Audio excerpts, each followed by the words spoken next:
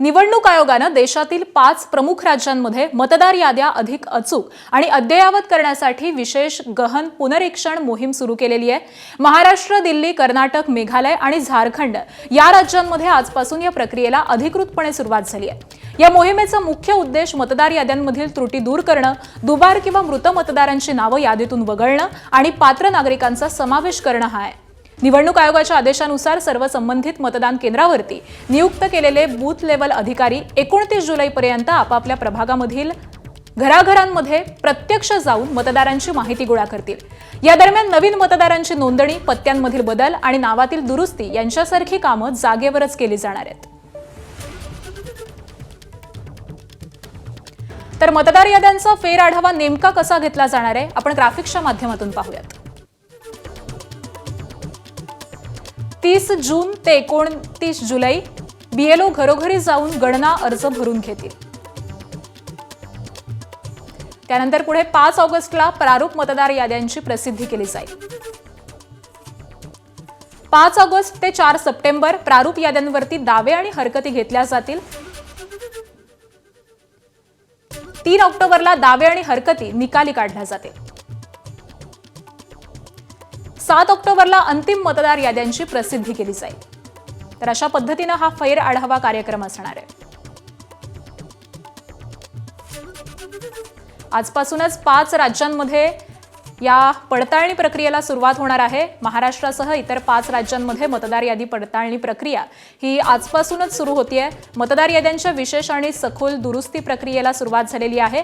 मग यामध्ये दिल्ली, कर्नाटक, मेघालय आणि झारखंडमध्ये या मतदार याद्या अद्ययावत करण्याच्या प्रक्रियेला सुरुवात होतीये।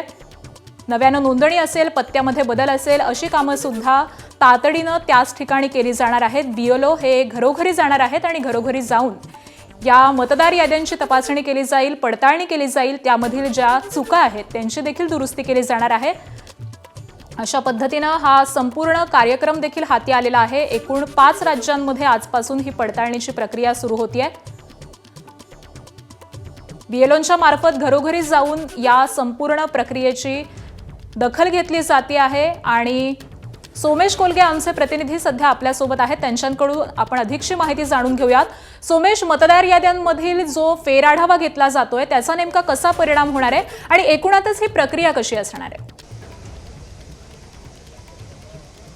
केंद्रीय निवडणूक आयोगाकडून आज महाराष्ट्रासह इतर 4 राज्यांमध्ये SIRची प्रक्रिया सुरू होणार आहे। या स्पेशल इंटेन्सिव्ह रिव्हिजनमध्ये मतदार याद्यांमधील जे मृत मतदार आहेत किंवा प्रत्यक्ष ज्या पत्त्यावर मतदार राहत नाहीत किंवा काही मतदारांची नावं ही 2दा मतदार यादीमध्ये आहेत, अशा सर्वांची नावं वगळण्याचा हा एक कार्यक्रम आहे आणि ज्यांची नावं प्रत्यक्ष मतदार यादीमध्ये आहेत ती पुन्हा एकदा रिकन्फर्म करण्याचा अशा स्वरूपाचा हा कार्यक्रम आहे। SIRच्या बाबतीमध्ये खूप मोठ्या प्रमाणावर वादंग झाला होता। बिहारच्या निवडणुकांमध्ये, त्यानंतर बंगालच्या निवडणुकांमध्ये अनेक विरोधी पक्ष हे सुप्रीम कोर्टामध्ये गेले होते, परंतु सर्वोच्च न्यायालयाने निर्वाळा दिला की केंद्रीय निवडणूक आयोगाला अशा प्रकारे मतदार यादींचं पुनर्निरीक्षण, मतदार यादींची दुरुस्ती करण्याचा अधिकार आहे आणि त्यानुसार हे बूथ लेवल ऑफिसर ठिकठिकाणी घरोघरी जाणार आहेत। महाराष्ट्रातील घरोघरी गेल्यानंतर प्रत्यक्ष त्या ठिकाणी मतदार राहतो का, ज्या मतदाराचं नाव आहे, त्याशिवाय संबंधित मतदाराकडे आवश्यक ते दस्तावेज आहेत का, जर मृत मतदार असतील तर त्यांची नावं वगळली जाणार आहेत।